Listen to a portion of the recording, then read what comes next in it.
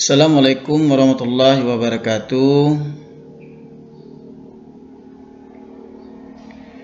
Selamat sejahtera bagi Bapak Ibu semua. Perkenalkan, nama saya Sahrul, kelas A dan RPL, mahasiswa dari Kabupaten Aceh Selatan.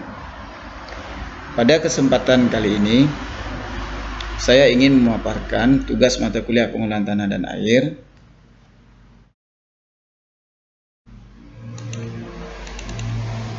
jenis tanah berdasarkan proses terbentuknya tanah pozolik merah kuning. Pozolik merah kuning merupakan tanah subur yang umumnya berada di pergunungan dengan curah hujan yang tinggi dan bersuhu rendah atau dingin. Tanah ini dijumpai pada ketinggian antara 50 sampai 350 meter. Klasifikasi tanah Indonesia 197 dengan curah hujan antara 2.500 sampai 3.500 mm per tahun. Itu jenis tanah pozolik.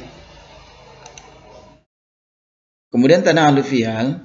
Tanah aluvial merupakan tanah yang terbentuk dari pengendapan lumpur sungai dan terletak di dataran rendah. Sifat tanah beragam tergantung dari bahan induk yang diendapkannya, serta penyebarannya tidak dipengaruhi oleh ketinggian maupun iklim. Jenis tanah ini masih muda, belum mengalami perkembangan. Berasal dari bahan induk aluvium, tekstur beraneka ragam, belum terbentuknya struktur. Konsistensi dalam keadaan basah lekat, pH bermacam-macam, kesuburan sederhana hingga tinggi. Penyebarannya di daerah dataran aluvial sungai, dataran aluvial pantai, dan daerah cekungan.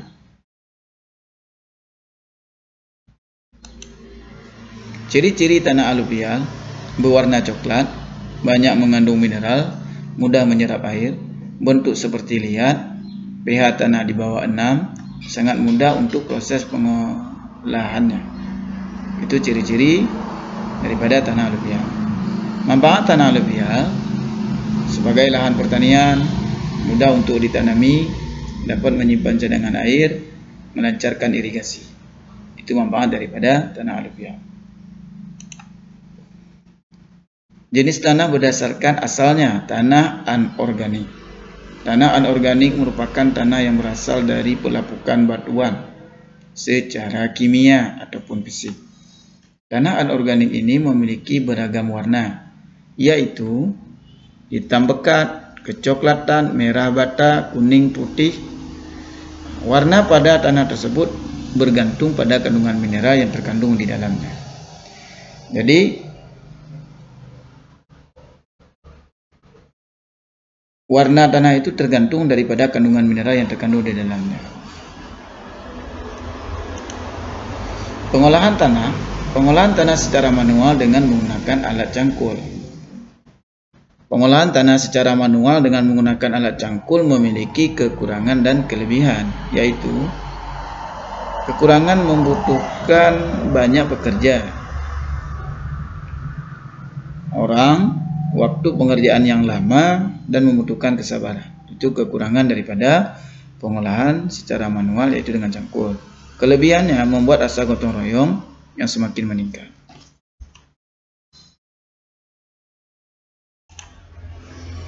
Pengolahan tanah dengan menggunakan mesin. Pengolahan tanah dengan menggunakan mesin dan memiliki kekurangan dan kelebihan, yaitu kekurangan membutuhkan biaya yang besar, tidak bisa digunakan pada lahan sempit dan lahan miring atau berbukit-bukit. Kelebihan, waktu pengerjaan cepat, tidak membutuhkan banyak tenaga pekerja orang. Kekurangan dengan menggunakan mesin, itulah biaya terlalu besar, tidak bisa digunakan pada lahan sempit ataupun lahan miring. Kelebihannya, pengerjaan kita cepat, tidak membutuhkan banyak tenaga orang. Menurut saya, pengelolaan lahan yang ideal di wilayah kerja saya adalah sebagai berikut: menyiapkan lahan untuk dijadikan area tanam, mengukur pH tanah, menyiapkan pupuk dasar, menyiapkan alat-alat yang dibutuhkan dalam pengolahan lahan, pemakaian traktor, pemberian dolari. Inilah kalau menurut daerah saya. Nah, ini pengolahan lahan yang ideal di wilayah kerja saya. Referensi Dahono 1997, pengolahan tanah dengan traktor tangan. Fauzan Tri Nugroho, belajar di Kemendikbud. Go Ide, Fiantis Dian, morfologi dan klasifikasi tanah. Subakyo TTN Suharta dan A.B. Siswanto 2004, tanah-tanah pertanian di Indonesia. Sumber daya lahan Indonesia dan pengelolaannya. Pusat Penelitian dan Pengembangan Tanah dan Agroklima, Bogor. Hasil pengamatan sendiri.